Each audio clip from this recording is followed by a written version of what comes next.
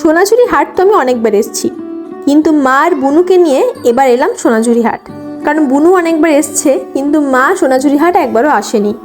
সেই 2023 সালে আমার কাছে ঘুরতে এসেছিলো, আর 2026 সালে এখন এসছে ঘুরতে কম, আমার রুম গোছাতে বেশি। কারণ নতুন রুমে আমি শিফট হয়েছি, তোমরা আশা করি ভিডিওটা দেখেছো। তো এখানে ফার্স্টে একদম আসার পরেই দেখতে পেলাম যে একটা কাঠের চুড়ির সেট। এই কাঠের চুড়ির সেটটা আমার দারুণ লেগেছে, তো এটা আমি কিনছিলাম। আর এখানে যেটা লাগবে সেটা হচ্ছে বার্গেনিং স্কিল। বার্গেনিং স্কিলটা কিন্তু খুব ইম্পর্ট্যান্ট এখানের জন্য। হাসুলি নেকলেস দেখলাম একটা, যেটা আমার কাছে এখনও পর্যন্ত ছিল না। তো এই হাসুলি নেকলেসটা খুব ভালো ছিল। আর তোমরা হাসুলির নেকলেস সিলভার আর গোল্ডেন কালারে পেয়ে যাবে। তো আমার গোল্ডেন কালারটা বেশি ভালো লেগেছে, তোমরা এটা কিনতে পারো, সত্যি কোয়ালিটি খুব ভালো ছিল। আমার মা তো এইসব জুয়েলারি পরে না, তাই মা কিনলো না।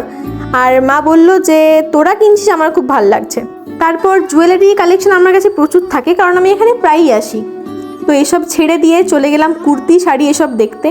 এখানে কুর্তি, বিভিন্ন রকমের শান্তিনিকেতনের স্টাইলের প্যান্ট, তারপর বিভিন্ন রকম ইউনিক ডিজাইনের শাড়ি তোমরা পেয়ে যাবে।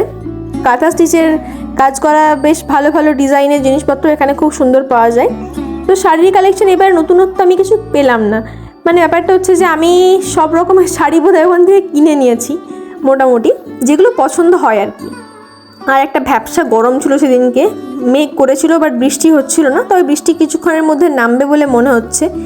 তো যতক্ষণ বৃষ্টি নামছে ততক্ষণ হাট খোলা আছে। আর যারা জানতে চাও যে হাট কতক্ষণ খোলা থাকে, তাদের জন্য বলে দিই, পুরো সপ্তাহ হাট খোলা থাকে।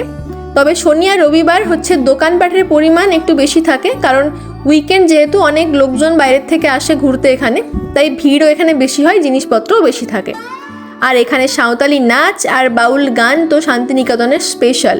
তারপর আমরা একদম লাস্টে চলে গেলাম ছবি তুলতে। আমি, মা, বুনু একটা ভিডিও বানিয়েছিলাম, আশা করি তোমরা দেখেছো। তো ওই শাড়ি পরে, এই যে শাড়িটা পরে আছি, এটা পরে যে ভিডিওটা, ওটা এখানেই। আর এখানে বিভিন্ন রকম ব্লাউজ বিক্রি হচ্ছে, তো টুকটাক কিছু কিনে নিলাম।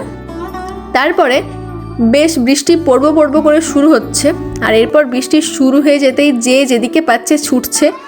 আর দোকানপাট সব বন্ধ হচ্ছে, কারণ ভিড়টা বেশ ভালোই জমেছিল, তো দোকানদারদের ক্ষতি আর কি।